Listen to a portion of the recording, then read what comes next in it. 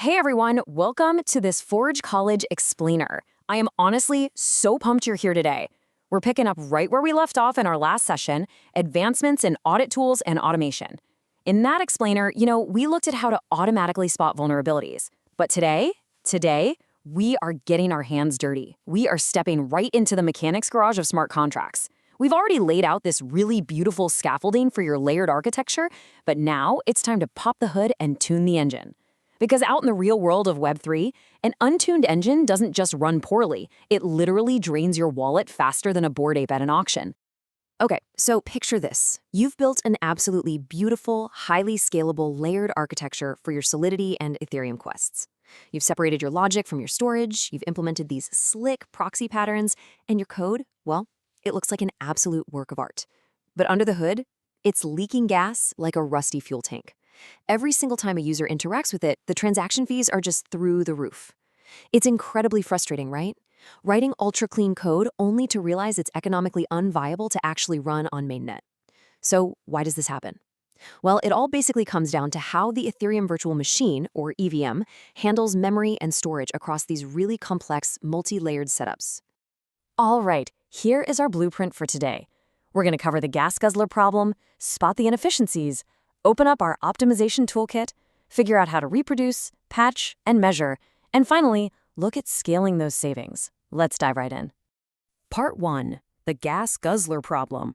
Let's talk about the multiplier effect. So, because a layered architecture pushes logic into these really small, reusable modules, a tiny, seemingly completely harmless data handling mistake in a function that gets called repeatedly, well, it inflates costs across your entire stack. Think about it for a second. Let's say you have a helper function that costs just 50 extra gas because of a sloppy variable assignment. No big deal, right? But wait, your proxy pattern calls that function 100 times during a single complex transaction. Congratulations, you just slapped 5,000 extra gas onto your user's bill for literally no reason. In a standard monolithic contract, a small leak is just a small leak. But in a composable, layered architecture, a small leak is a massive multiplier. To really get this, you kind of have to think of the EVM like a giant, clunky photocopier. In Solidity, when you pass a dynamic array or a string into an external function, you have to tell the EVM exactly where that data lives. If you label it as memory, you're essentially forcing the EVM to walk all the way over to that metaphorical photocopier, hit print, and create this massive, expensive, byte-by-byte copy of the data before it even starts executing your actual logic. But if you use calldata for external read-only inputs, it's like just handing the EVM a cheap read-only reference sheet. Forcing the EVM to copy large dynamic arrays into memory instead of just using calldata is exactly why you end up paying $50 just to read a simple list of items. It's totally crazy, and it's one of the most common, easily avoidable gas guzzlers out there. Moving on to part 2, spotting the inefficiencies. Let's find those leaks. Think of this as our engineering spec sheet. Right at the top, we've got SLOAD. This is the operation code for reading data from the blockchain state storage, and spoiler alert, it is incredibly expensive. Treating SLOAD like driving to the hardware store to buy a single screw for every single step of a project, instead of just buying a whole box at once, is a massive waste of gas.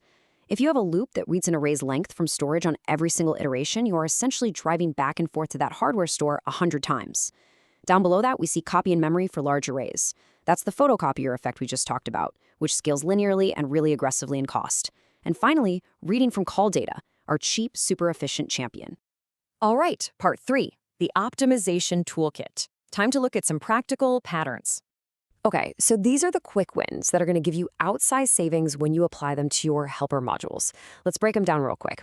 First up, caching.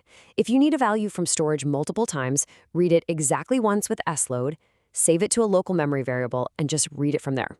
Bam, instant savings. Second, as we hammered home earlier, absolutely use calldata for your read-only inputs. Third, try to avoid building massive struct arrays in memory if you don't actually have to. Fourth, rely on events. We'll get into the why of that in just a second. And finally, unchecked math. So in Solidity 0.8 and above, math operations automatically check for overflows, which uses gas. But if you're in a tight for loop and you absolutely know your index won't ever overflow because it's strictly bounded by a small array length, you can just wrap that increment in an unchecked block. It basically tells the EVM, hey, trust me, I know what I'm doing. Go ahead and skip the safety check. And it shaves off gas every single loop iteration. Let's actually look at that heavy structs versus primitives rule in action.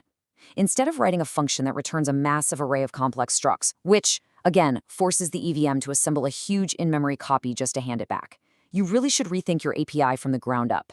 Returning lightweight primitive IDs, like an array of integers, keeps your contract super lean and fast. Actually, you know what's even better? If another smart contract doesn't absolutely need to read that data on-chain, don't return it at all. Seriously, just emit an event and let your off-chain front-end application index that data for free.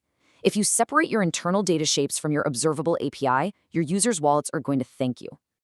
Part 4. Reproduce, patch, and measure. This is where we get methodical. You really have to treat this part like a strict science experiment.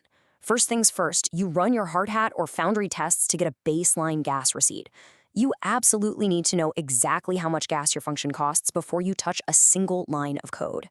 Second, you make one single patch at a time. I mean it. Do not change memory to calldata and wrap your loop in unchecked math in the exact same commit. You have to isolate the variables. Third, measure the exact delta. This makes sure your debug report pinpoints exactly which fix worked and by exactly how much. Without this kind of discipline, you're honestly just throwing spaghetti at the wall and hoping the EVM likes it. Look, I get it. It is incredibly tempting to chase gas optimizations completely down a rabbit hole, just hacking away at the code until it's running on fumes. But listen to me carefully here. If you optimize a function so much that it returns the wrong answer, you haven't optimized it. You've broken it. You have to run property tests alongside your gas measurements. If your behavioral tests fail, or if a refactored function suddenly returns different ABI-encoded data that breaks external integrations, you must revert that patch immediately. Correctness is non-negotiable. An expensive contract that works is bad, for sure, but a cheap contract that loses user funds, that is catastrophic. All right, part 5, scaling the savings, taking all this from micro to macro. Okay, here is the real, tangible reward for all of our mechanics work today. By applying just a handful of tools from our kit, like switching to calldata, caching our array lengths to avoid those repeated SLOADs, and using unchecked math in our loops, we achieve a massive 25% drop in gas consumption for our function. Going from 80,000 gas down to 60,000 gas is huge. Just imagine being able to offer your users a permanent 25% discount on their transaction fees simply because you took the time to understand where the EVM stores its data. That 20,000 gas savings adds up astronomically when you're talking about thousands of daily transactions. So the big takeaway here is that by lowering per call overhead inside those common utility functions, you create this massive scalability multiplier. These fixes generalize entirely across proxy and layered patterns because they target how you access and copy data, not the higher-level architecture itself. And by perfecting these micro-optimizations right now, you are perfectly setting up your architecture for our next lesson on pattern trade-offs in architectural decision-making, where we are going to balance these exact gas savings against things like upgradability and developer ergonomics. So you now have the toolkit to find those leaks, isolate the inefficiencies, and patch them with absolute surgical precision, all while prioritizing correctness above everything else. Are you ready to stop burning ETH and start engineering truly scalable smart contracts? Thank you so much for watching this Forge College Explainer. I really hope this helps you look at your Solidity code through a completely new lens. Definitely head over to forge.college to dive deeper into this lab, review the complete debug reports, and explore our other advanced Web3 topics. Stop letting your smart contracts burn a hole in your users' wallets, and let's start engineering for true scalability. See you in the next one.